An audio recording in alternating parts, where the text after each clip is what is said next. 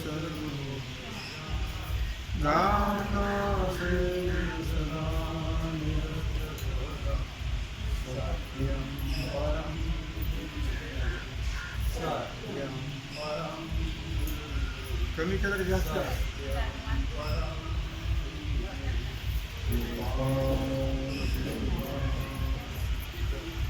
अरे कमी केलंस का जास्त केलं हां राहून दे बरं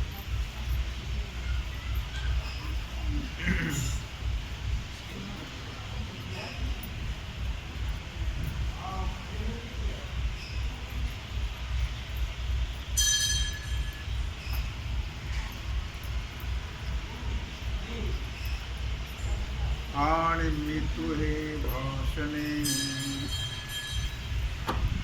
माझे काही न म्हणे सुख दुःख जाणणे नाही जया भगवान सिद्धेश्वराच्या स्मृती श्री रुक्मिणी पांडुरंगाच्या घेण्याजवळ बसून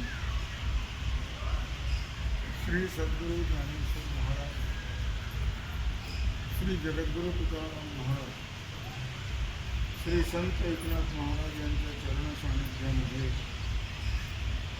आपण सर्वजण मिळून महान ग्रंथराज ज्ञानेश्वरीच्या 12व्या अध्यायाच्या 149 ओळीचा विचार करतो आणि मी तुहे भाषणे माझे काहीच नाही सुखदुःख जाणणे नाही जया या ओळीमध्ये भक्ताची 2 लक्षणं सांगितलेली आहेत ज्ञानी भक्ताची एक निर्ममत्व आणि दुसरं निरहंकारित्व अशी 2 लक्षणं सांगतात त्याचा आपण विचार करतो आहोत आणि मी तुहे भाषणेने भगवंतानी अर्जुनाला निमित्त करून हा जो अट्टहास केलेला आहे तो अर्जुनापुरता जर असता इथपर्यंत आला नसता तो अर्जुनाकरता नाही अर्जुन काही आपल्यासारखा भ्रमिष्ठ किंवा आपल्यासारखा अज्ञानी नव्हता अर्जुन फार ज्ञानी होता लक्षात पण कुणाला तरी निमित्त करून तो विषय आता तो तसं अर्जुनाला निमित्त केलं आणि तुमच्या आमच्या उद्धाराकरता तुमच्या आमच्याकरता सर्वसामान्याकरता ही गीता सांगितलेली आहे अर्जुनाचे व्याजी निमित्त करून श्रीराजे संसारा एवढे घोर ओझे फेडिले अर्जुनाचे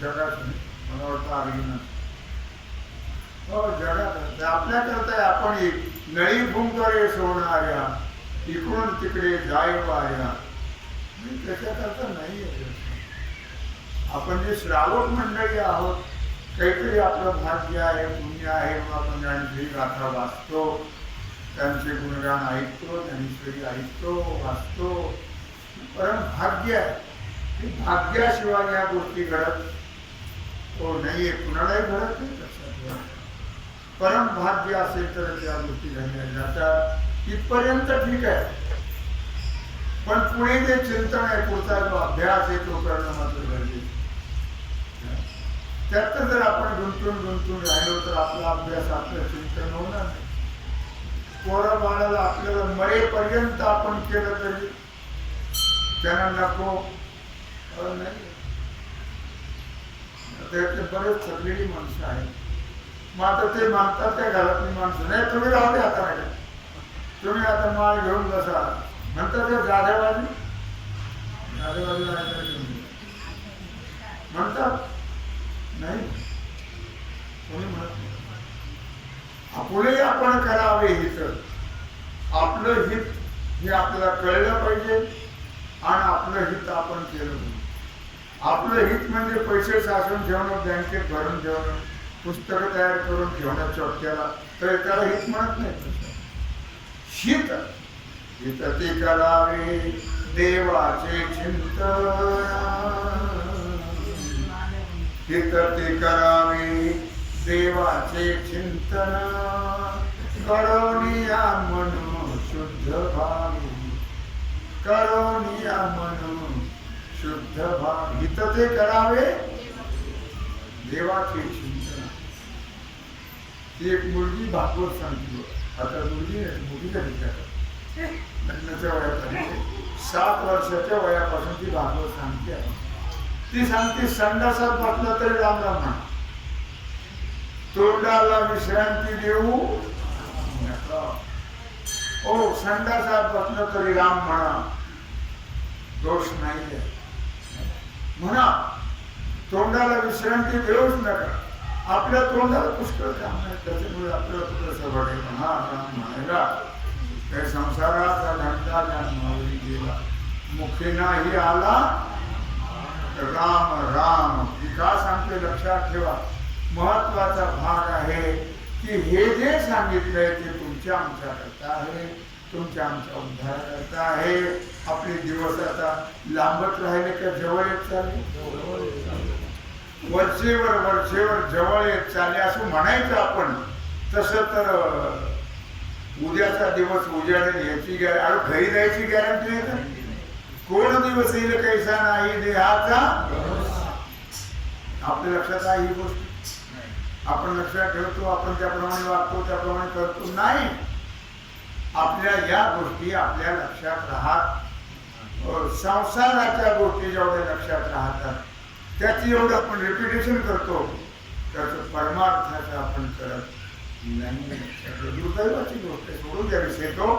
मला मुख्य मुद्दा हा सांगायचा आहे की आणि मी तू हे भाषणे माझे काहीच न म्हणे. किती बोध सांगितला याच्यातून.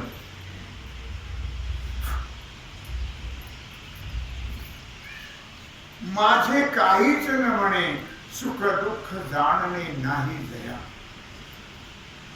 मी तू हा प्रकार नाही. का नाही तर द्वैतच नाहीये. सर्व एक परमात्मा आहे म्हणून मी तू ही भाषाच नाही. माझे काहीच न म्हणे, नाहीच काही तर काय म्हणता माझे. हो माझे काही नाहीच आहे. आणि जे माझं आहे त्याला माझं म्हणत, आणि जे माझं नाही त्याला मात्र माझं म्हणत. त्याच्याकरता भांडत राहतो. सोडा माझे घर, सोडा माझे घर, दुसरीकडे मातीचा आठवण, सोडा माझे घर. जे वापस आहे काय घर दगड्या मातीचं आहे. पण बोलणारे ते पुरुषार्थी लागतात. त्याला बोलणार लक्षात ठेवा. बोलायला सुद्धा पुरुषार्थ लागतो. जे वापस घर आहे का. घर दगड्या मातीचं आहे. आम्हाला काय सांगते झालं ते सुद्धा बोलण्याकरता तेवढी धम्मक. हो धम्मक लागते. तेव्हा आपलं काय आहे. माझं काहीच नाही ना. माझा मीच नाही तर बाकीचं माझं काय आहे. सुख दुःख. आणि त्यामुळे सुख दुःख जाणणे नाही.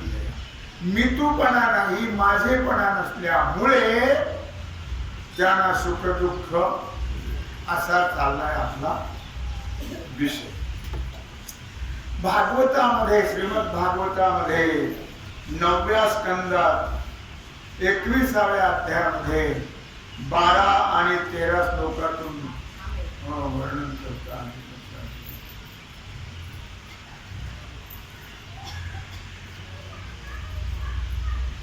न कामयेऽहं गतिमीश्वरा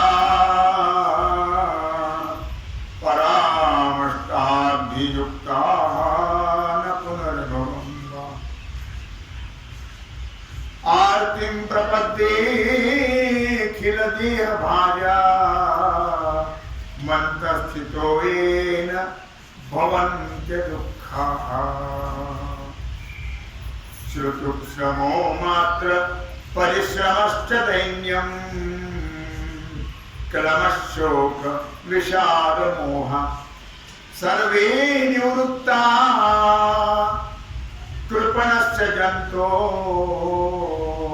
जिजीविषो जीव जलार्पणामि. भागवतात भगवान श्रीकृष्ण परमात्मा उद्धवाला सांगतात की हे उद्धवा, अरे बाबा विचार कर, जरी माझ्याकडून म्हणजे भगवंताकडून अष्टमहासिद्धी प्राप्त झाल्या, किंबहुना परमगती मागत नाहीये, मोक्षाची इच्छा करत नाहीये, अष्टमहासिद्धीची इच्छा करत नाहीये, परमगती सुद्धा नको, मोक्ष तुमचा देवा दुर्लभ तो तुम्ही ठेवा, आम्हाला त्याची ही गरज, अशा प्रकारची इच्छा आहे माझी. ज्ञानी भक्ताची अशा प्रकारची इच्छा आहे. सर्व प्राणी मात्रांच्या हृदयामध्ये असणारा जो परमात्मा, सर्व प्राणी मात्रांच्या हृदयात परमात्मा वास्तव्य करत आहे, तो परमात्मा मी व्हावं आणि त्यांचं सर्व दुःख सहन, सर्व प्राणी मात्रांचं दुःख सहन करण्याचं सामर्थ्य मला प्राप्त, सर्व प्राणी मात्रांचं दुःख सहन करण्याचं सामर्थ्य मला प्राप्त. कोणालाही दुःख भाग भवेत, सर्वेत्र सुखिनः सन्तु, सर्वे सन्तु निरामयाः, सर्वे भद्राणि पश्यन्तु मा कश्चित् दुःखमा. कोणालाही दुःख होऊ किंबहुना सर्व सुख. अर्थात दीन प्राणी जे पाणी पिण्याची इच्छा करत होते, पण पाणी देता त्यांच्या जीवनाचं रक्षण होत. पाणी हे सर्वांचं जीवन आहे, लक्षात असतं. त्यामुळे माझी तहान, भूक, दीनता, ग्लानी, शिथिलता हे सगळं जाऊन मी सुखी झालो. या मीपणामुळे सर्व जग मी नको आहे, हे सर्व असं नका, पण मी नको आहे. त्या माझी तहान, माझी भूक, माझी ग्लानी, माझी शिथिलता, माझी नको, मी नको आहे. लक्षात घे, या मीपणामुळेच सर्व जग अनर्थात पडलेला. या मीपणामुळे, माझेपणामुळे, माना न माना, अंमलात आणा न आणा, पण मी आणि माझेपणामुळेच जीवाला अनंत कोट जन्म मरणाचं दुःख भोगावं. त्याला कारण मी आणि माझेपणा.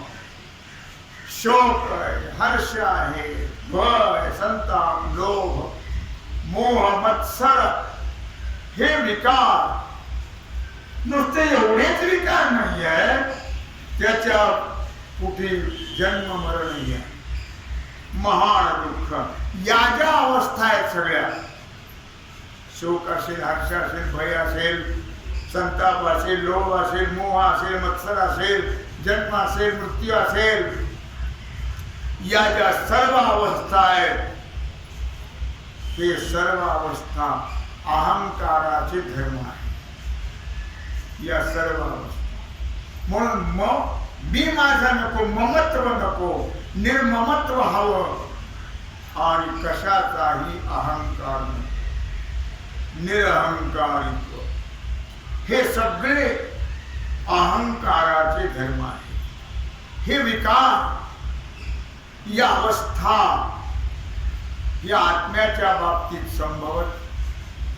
जरी आम्ही आत्म्याच्या बडखावर मारत असलो तरी आत्म्याच्या ठिकाणी हे विकारही नाहीत आणि या अवस्थाही नाही. भक्त हा निर्ममत्व आणि निरहंकार या स्थितीला प्राप्त झाली असते. भक्ताच्या ठिकाणी, त्याचंच नाव भक्त आहे, की ज्याच्या ठिकाणी निर्ममत्व प्राप्त झाले, निर्माण मोह, जित संघ दोष, अध्यात्म नित्या निवृत्त कामा, द्वंद्वैर्विमुक्ता सुख दुःख सौख्ये गच्छन्त मूढा पद्मपर्यंत निर्माण मोह निर्ममत्व भक्ताच्या ठिकाणी निर्ममत्व आहे निरहंकारित्व आहे भक्ताच्या ठिकाणी कशाचाही अहंकार कोण कशाचा अहंकार घेतात काही नाही ते कशाचा अहंकार घेतात पण आपला जातो आपण त्याचा प्रयत्न करतो आपण हे लक्षात ठेवतो नाही हे संपल्याबरोबर आपलं पुन्हा ते सगळे येऊन बसतात वरच्या जसं ते मधमाशा असतात एकाच्या मागं लागले त्याला वाटलं पाण्यात उडी मारल्यावर ह्या जातील त्यांनी पाण्यात उडी मारली 5-10 मिनिटं थांबलं वर डोक्याकडे पुन्हा बसतो तसा हा प्रकार हो हे कायमस्वरूपी जायला पाहिजे भक्ताच्या ठिकाणी हे कायमस्वरूपी नाही आहे देहाच्या यथार्थ स्वरूपाचं ज्ञान त्यांना झालेलं आहे देहाच्या यथार्थ स्वरूपाचं ज्ञान भक्ताला झालेलं असतं देह काय आहे कसा आहे हे त्यांना कळलेलं असतं लक्षात म्हणून ते देहाला मी म्हणत नाही आणि देह संबंधिताला माझं म्हणत नाही देहाच्या संबंधी कोणीच नाही आणि देहही मी नाही आवड आहे सोप आहे लोक आवड काय सोपही आहे अवघडही आहे फार अवघड लक्षात ठेवणाऱ्या गोष्टी तुका म्हणे तुम्ही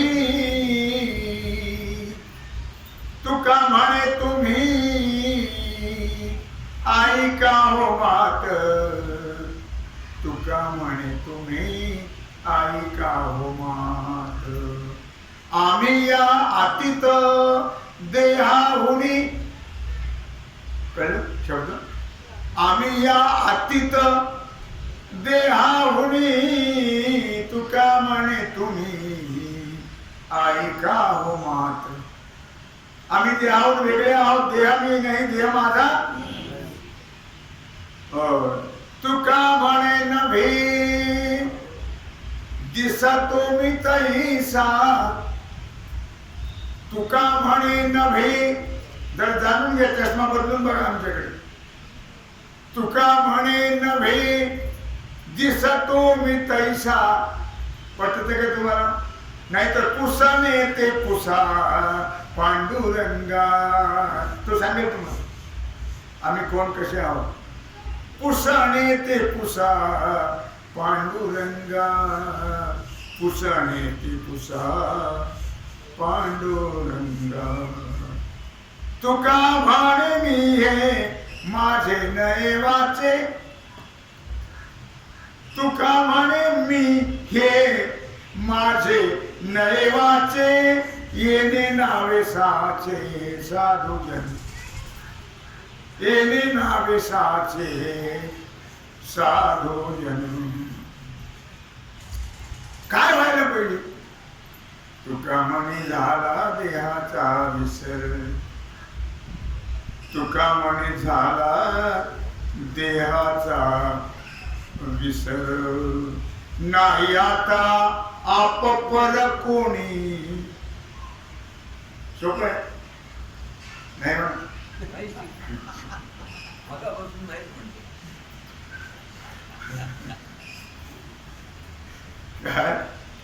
काल म्हटलं मी तुका म्हणी झाला देहाचा विसर तुका म्हणे झाला देहाचा विसर नाही आता आप पर कोणी आता आपले कोणी नाही परके कोणी हो तुका म्हणे झाला देहाचा विसर देहाचा विसर पडला देहाचा विसर पडणं फार आवडलं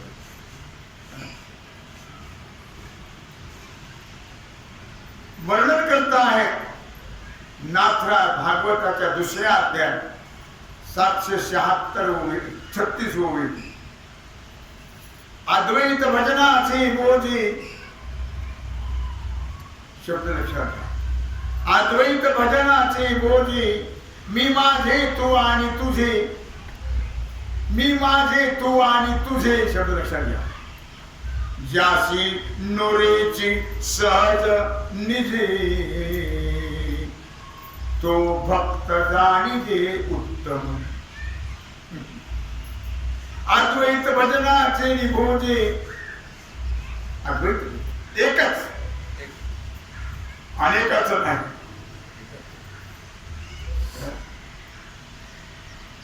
मग ते कोणी देव असो, अनेक मानायचे नाही, अनेक नाहीच. अवताराच्या राशी तो हा उभा केला. हे सगळे अवतार त्याचेच आहेत ना. मग वेगळे कशाला मानता पुन्हा पंक्ती. माफ करा, तुम्हाला बरं वाटत नसेल या गोष्टी. आता मी ते आला विषय म्हणून सांगावं लागतं मला. तुम्ही माना न माना, तुमची भावना असू द्या नसू द्या, तो माझा भाग नाही आहे. अद्वैत याचा अर्थ काय होतो? अद्वैत भजनाचे निभोजी. एकच भजन, अनेकाचं भजन करायचं नाही. वाद बदलला की देव बदलायचा हो नाही. एकाच भजन, एकच आहे सगळं. कार्य परत येते अवतार घेते. मग आता एक जण माझ्याकडे देवीचा अवतार म्हणजे देवाचाच. त्याला वरदान दिलं होतं की तुला मरण कुणाकडून मिळणार होणार नाही. देवीच्या हाताने त्याला देवी होऊन त्याला मारावं लागलं. खंडोबाने एक राक्षस मारला. त्याला वरदान होतं तुला कोणाच्या हातून मरण नाही, फक्त खंडोबाच्या हातून नाही. मग भगवंताला खंडोबा व्हावं लागलं आणि त्याला मारावं. कार्यभाग संपला. पण आम्ही मात्र परंपरा चालू. येळकोट येळकोट घे. आम्ही परंपरा चालवतो. आम्हाला त्याचा अर्थ कळत. सकाळी मला एकाने विचारलं, म्हणजे येळकोट घे म्हणजे येळकोट नावाचा दैत्य मारला. हट. रावणाच्या घरी हा तुझा खंडोबा होता दाढी करायला. कशाला होता? दाढी करायला. दाढी खाते काम कर. हो, दाढी करायचं. वाल्मिकी रामायण वाच. आणि ते दाढी करता करता रावणाच्या दाढीला कुठेतरी एक केस राहील. मग त्याने आज्ञा दिली आपल्या सेवकाला, याला 1 कोट वेळोनी मारा. 1 कोट वेळोनी.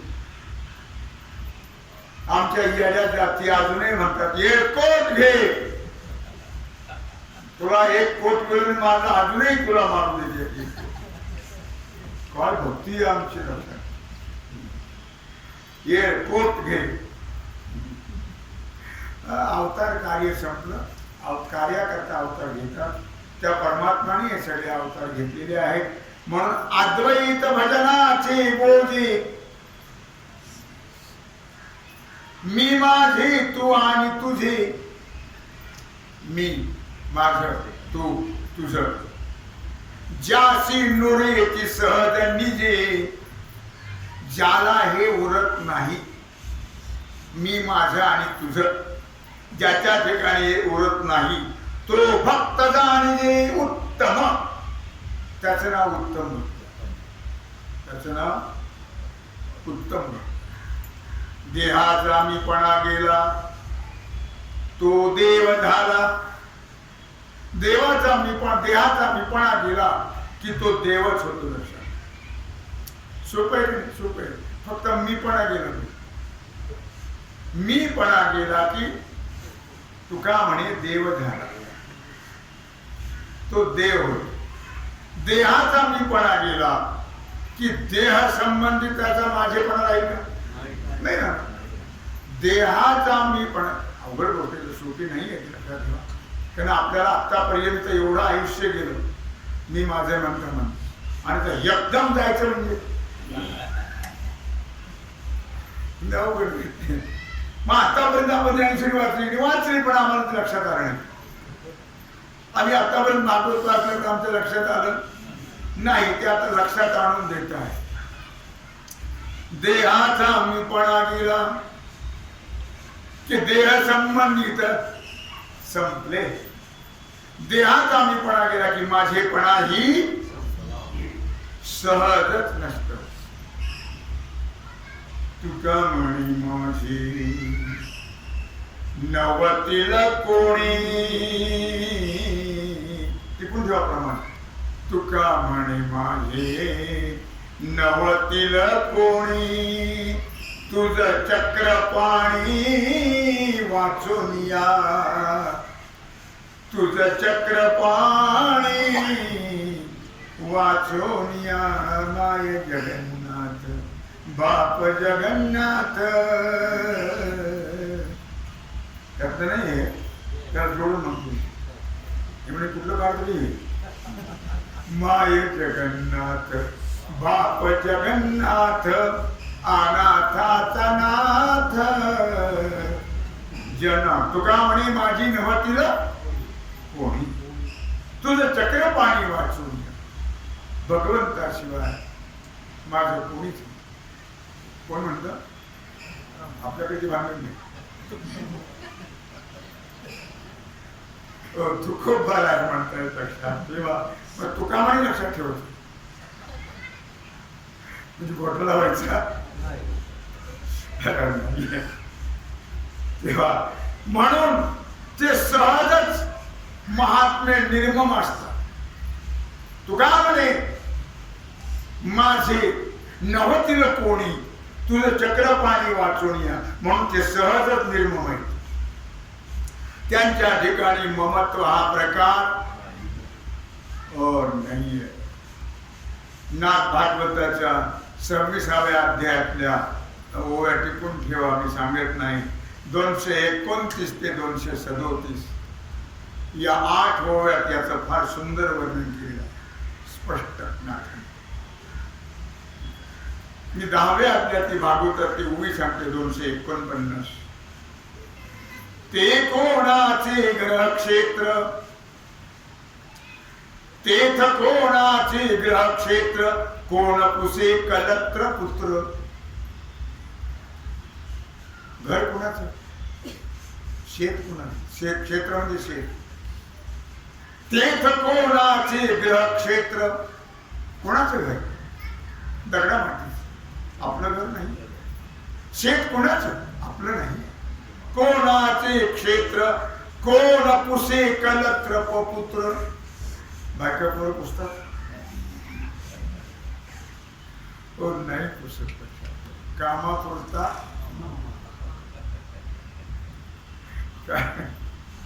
हो. कोण विचारत. विचारत नाही. ते ब्याज लवकर संपलेली बरी असं म्हणतो. पण काम होई पण नाही म्हणला. कार्यभाग आटोपला की मग म्हातारी कशाला अडचण. अगोदर जागा लहान लहान म्हणजे अडचण पुन्हा कशाला. काय म्हटलं त्याने की कोणाचे ग्रह क्षेत्र. कोणाचं घर. कोणाचे घर. हा देह कोणाचा. आत्माराम त्याचा तोची झाला. कोण पुसे कलत्र पुत्र. विचारतात नाही विचार. काही समाजामध्ये आई बापाला जवळ ठेवतच नाही. किती पैसे लागणार पण लगेच वृद्ध असणार. चांगले पैकी ठेवतात. चांगले वृद्ध असणार. भारी लाख रुपये का महिना जाणार. त्यांचं त्यांना देवीचं घ्यायचं. देवीला लावायचं. त्यांचं पण इथं ती बायको म्हणती ही अडचण इथं नको हो. आता अडचण झाली काय. ही अडचण इथं. मग आता हात जयदेव जयदेव जय माझी बायको आणि तू सांगशील ती मी ऐको. ही अशी परिस्थिती त्याची. तो म्हणतो लगे उद्याच त्यांची रवानगी मातोश्रीमध्ये. काय कोण पुसे कलत्र पुत्र. धन धान्य समृद्धी विचित्र. धन आहे. धान्य आहे. समृद्धी आहे. सगळ्या गोष्टी आहेत. माझे स्वतंत्र देह न म्हणे. माझं काहीच नाही. माझा देह सुद्धा कलत्र नाही. पुत्र नाही. लक्षात ठेवा, घर नाही, शेत नाही, काहीही माझं काही नाही, मी आणलंच नव्हतं काही. आणि आता नेणारही बरोबर का पुस्तक आहे नव बरोबर नाही. ते लगेच चोर पाहतील आणि हिसकावून घेतील, जे तुम्ही घेऊन चालले घेऊन देणार और नाही येत. लक्षात ठेवा. काय म्हणतो मी की माझे स्वतंत्र देह न म्हणे, ऐके उद्धवा या परी. उद्धवा या गोष्टी तुला कोणा सांगतो मी? माझ्या भक्ताच्या सांगते. लक्षात, ते किती निर्मम असतात. ते देहाचं तादात्म्य नाही, शेताचं नाही, स्त्रीपुत्राचं तादात्म्य नाही, धनधान्याचं तादात्म्य नाही आहे. ऐके उद्धवा या परी माझे भक्त संसारी उदास झाले घरदारी. उद्धवा ऐक, माझे भक्त या प्रकारे या संसारामध्ये उदास झाले. उदास उदास याचा तादात्म्य नाही. घरदारी, घराचं दाराचं तादात्म्य नाही. कशाचं? दाराचं. दारा माहिती? दार. तत्वविचारी निगतले.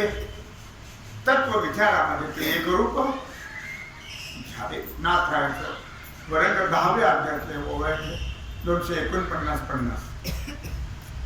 जुनाट संग्रह सवे होता ते सर्व सांडिली ममता. पुष्कळ संग्रह बरोबर होता, परंतु त्याचं तादात्म्य ममत्व सांडिल्याची क्षिती मागुता न करी सर्व.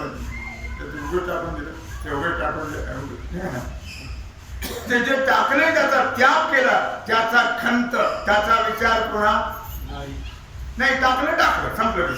पुन्हा त्याचं तादात्म्य भक्ती मार्ग फार अवघड आहे. सोपा म्हटलंय महाराजांनी सोपा आहे, पण या तत्वावर गेलं तर सोपा आहे.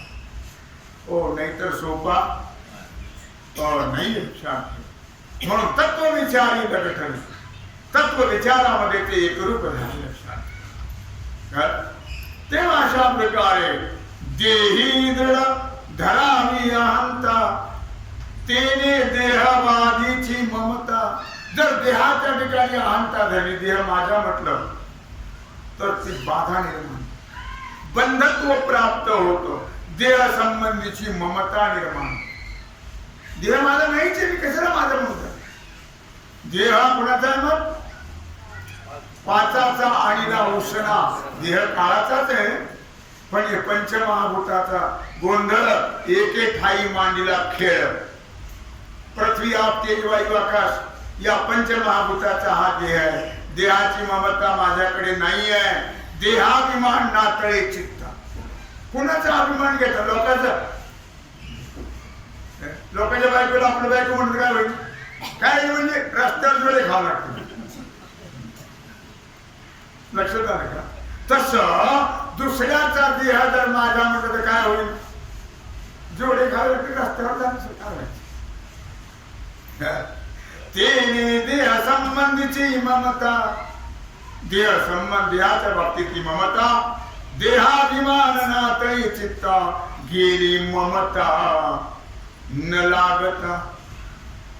आणि देहाभिमान नाहीच, देहाची ममता, तर देहाचा अभिमान कशाला नाही? गेली ममता न लागता. ममत्व लागलंच नाही. ममता म्हातारी मरून गेली जेव्हा भक्ती बहीण धावून आली गावा. ही ममता म्हातारी गेली पाहिजे, म्हणजे ती बहीण धावत येते. भक्ती बहीण धावत आली गावा. आता संध्या करून ते धाव. देह नश्वर ते देखिला. देह कसा आहे? हा देह नाशिवंत मळमूत्राचा बाण वरी चर्म घातिले रे कर्म कीटकाचा सांगा रव रव दुर्गंधी रे अमंगळीचा बांधा. आता उन्हाळ्यात फार अनुभव आहे. रव रव दुर्गंधी रे